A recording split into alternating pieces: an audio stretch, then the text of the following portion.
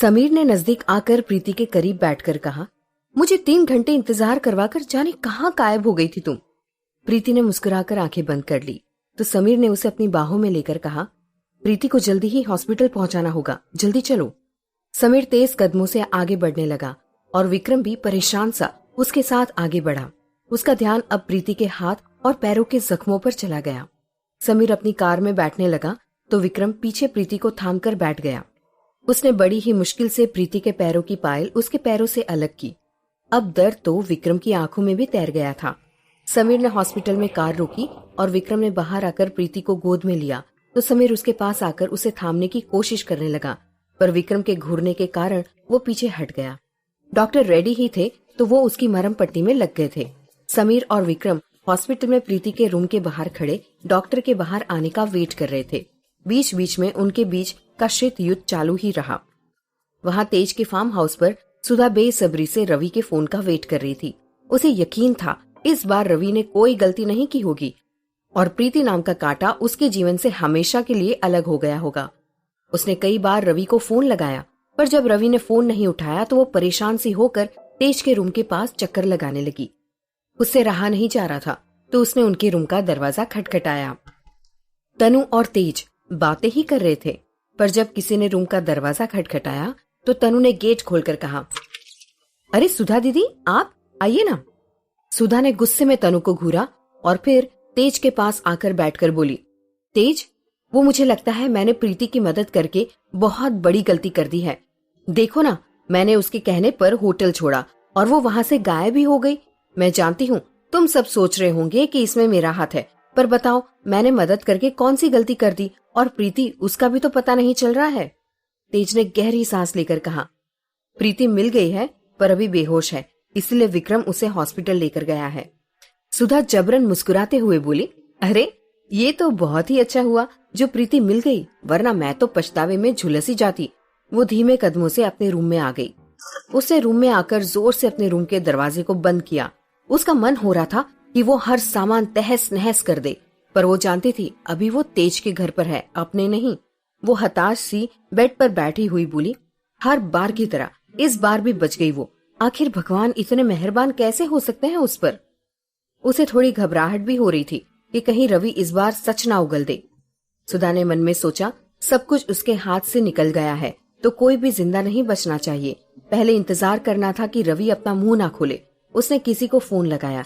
वहां से किसी ने फोन उठाया और फोन के उठते ही सुधा ने कहा, वहां रवि और मदन को ले आए हैं क्या?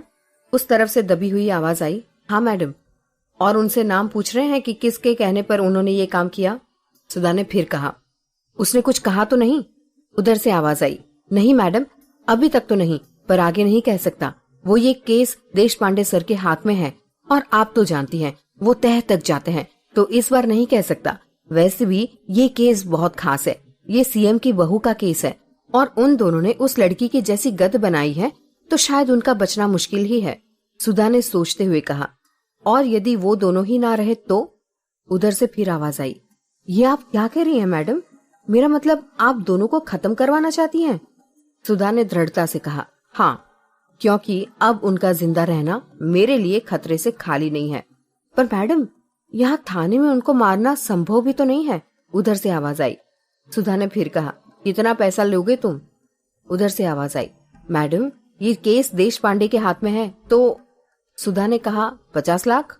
उधर से डर से भरी आवाज आई, मैडम आप समझ नहीं रही हैं, थाने में किसी को भी मारना इतना आसान नहीं है, मेरी जान पर बनाएगी। सुधा ने कहा, 75 लाख।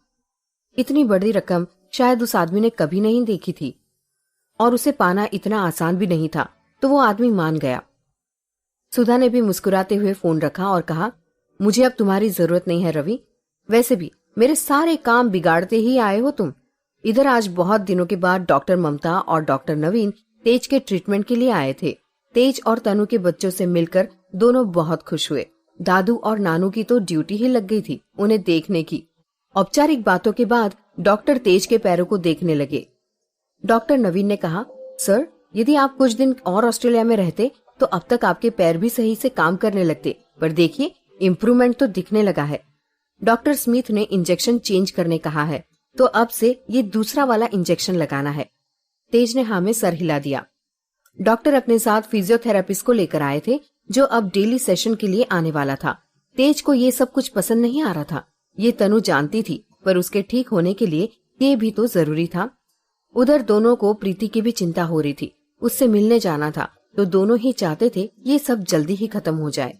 डॉक्टर ममता ने तनु से कहा, वो हमारी शादी है 1 हफ्ते के बाद, तो क्या आप लोग आएंगे? आपकी वजह से आज हमारे हॉस्पिटल की तो रूपरेखा ही बदल गई है। पहले तो हम कुछ ही केसेस लेते थे, पर अब ये हॉस्पिटल पुणे के मल्टी स्पेशलिटी हॉस्पिटल में गिना जाने लगा है। तनु ने कहा, हाँ जरूर, हम आप दोनों की शादी में जरूर आएंगे। दोनों डॉक्टर ने विदा ली, तो उसके बाद तेज ने कार निकालने को कहा और दोनों बच्चों को दादू और नानू को सौंपकर प्रीति को देखने हॉस्पिटल निकल गए। कार में तनु ने कुछ सोचते हुए तेज से कहा, आपको नहीं लगता जो भी कुछ विक्रम और प्रीति की जिंदगी में हो रहा है, उसके पीछे किसी और का हाथ है? ये सब वो रवि नहीं कर सकता है? तेज ने कुछ सोचते हुए कहा, तुम सही कह रही हो, कोई बहुत करीब है और वो वार कर रहा है। शक तो मुझे भी किसी पर है, पर अभी सबूत नहीं है। तनु की आंखें हैरानी से फैल गई थी। उसने कहा, क्या कहा? आप जानते हैं वो कौन है? तेज ने गहरी सांस लेकर कहा, हाँ, अब समझ आ गया है, पर शक के आधार पर किसी को दोष नहीं देना चाहता। तनु ने फिर पूछा, कौन है वो? तेज ने एक ही शब्द में कहा, सुधा। मुझे सुधा पर जाने की और शक है। उसका मुझसे समीर का नंबर लेना, समीर के साथ प्रीति का आना, वहां से प्रीति का गायब होना और उसके साथ ये सब होना एक इत्तेफाक नहीं हो सकता। यदि प्रीति मुसीबत में थी तो सुधा मुझे भी तो बता सकती थी। जिस एटीट्यूड में उसने मुझसे नंबर लिया था, जाने क्यों ना चाहते हुए भी शक उसी की ओर जा रहा है। एक तो बगैर किसी चोट के प्लास्टर लगवाकर हमारे घर में वो किसी खास मकसद से टिकी हुई है, ये तो मैं समझ गया हूँ। तेज ने अब अपने दिल की उलझन तनु के सामने खोल दी, तो तनु ने फिर हैरानी से कहा, तो आपको भी पता है उसका पैर ठीक है? तेज ने मुस्कुराकर कहा, तो दोनों ही हंस दिए, पर उलझन तो अभी भी सुलझानी बाकी थी। उनकी कार हॉस्पिटल पहुंच गई थी। तनु ने संभलते हुए ड्राइवर की सहायता से तेज को व्हीलचेयर पर बिठाया और ड्राइवर ने कार पार्किंग में लगाने के बाद तेज की व्हीलचेयर को हॉस्पिटल के अंदर ले जाने में मदद की।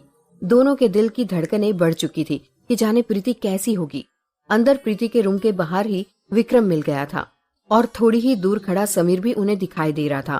तेज और तनु ने देखा, दोनों ही टकटकी लगाए प्रीति के रूम की तरफ देख रहे थे।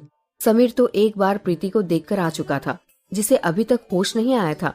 विक्रम की तो हिम्मत ही नहीं हुई थी कि जाकर प्रीति को इस हालत में देखे। तेज और तनु समीर को देखते हुए विक्रम के पास आए। विक्रम ने भी उन्हें देखा तो वो तनु को इग्नोर करते हुए तेज के पास आया और बोला, नहीं रख पाया मैं उसका ध्यान। क्या जरूरत थी उसे अपनी फ्लाइट मिस करके ऐसे ही किसी के साथ जाने की? उसे कुछ हो जाता तो शायद मैं माफ नहीं कर पाता अपने आप को। तुमने मेरी मदद की, वरना पता नहीं क्या हो जाता। तेज ने कहा, तुमने समय रहते प्रीति का ध्यान रखा, वरना राजवीर को क्या जवाब देता मैं भी अभी अपने पैरों से मजबूर हूँ, पर तुमने सब संभाल लिया। तनु विक्रम को वॉच कर रही थी, पर उसका इग्नोर करना समझ तो आ रहा था। वो वापस आकर विक्रम से बोली, प्रीति ठीक तो है ना? तुम मिले नहीं? विक्रम ने नीचे सर किया और धीरे से कहा, उसकी हालत बिल्कुल भी ठीक नहीं है। मेरी हिम्मत नहीं हुई उसे देखने की। उन लोगों को मैं छोड़ूंगा नहीं। कोई तो है जो उस रवि के पीछे से हम पर वार कर रहा है और बार बार प्रीति को निशाना बना रहा है। समीर दूर से ही उनकी बातें सुन रहा था। तेज ने देखा तो पास आने का इशारा किया। समीर ने पास आकर दोनों को हेलो किया। उसी समय डॉक्टर प्रीति के रूम से बाहर आई। तनु उन सभी को बात करता छोड़ प्रीति को देखने आ गई। तेज ने समीर से पूछा, उस दिन क्या हुआ था? समीर ने फिर से सारी बात कह सुनाई। विक्रम मन ही मन समीर को वहां देखकर चिढ़ रहा था, पर उसे भगा भी नहीं सकता था, तो चुपचाप उसकी बातें सुनने लगा। तेज ने फिर कहा, तुम्हारा भी थैंक्स, समय पर तुमने हमारी मदद की। फिर तेज के पास राजवीर का फोन आया, तो वो अपनी व्हीलचेयर को एक और सरका के ले आया। राजवीर ने प्रीति की तबीयत के बारे में पूछा, पर विक्रम ने तेज को पहले ही बताने से मना कर रखा था। तो विक्रम की बातों का मान रखते हुए तेज ने राजवीर से झूठ बोला, प्रीति ठीक है, बस बेहोश है, उसके होश आने पर बात करवाते हैं। थोड़ी देर बात करके तेज ने फोन रख दिया। समीर भी सुबह आता हूँ मिलने बोलकर वहां से चला गया और विक्रम के चेहरे पर सुकून सा उतर आया। इधर तनु प्रीति के पास आई। उस समय प्रीति को होश आ चुका था। तनु को देखते ही उसकी आंखों में आंसू आ गए। वो रोते हुए बोली, भाभी ये सब क्या हो गया मेरे साथ? और मेरे साथ ही क्यों हो रहा है? मैंने क्या बिगाड़ा है किसी का? क्यों वो लोग मेरे पीछे पड़े हैं? यदि विक्रम नहीं आता तो मैं शायद किसी को भी मुंह दिखाने के लायक नहीं रहती। अंदर आता विक्रम दरवाजे से ही टिक गया। उसने दीवार पर जोर से मुक्का मारा। उसे प्रीति की उस समय की हालत याद आ गई। तेज ने भी विक्रम की हालत देखी, पर इश्क होता ही ऐसा है। दर्द किसी का होता है और महसूस कोई और करता है।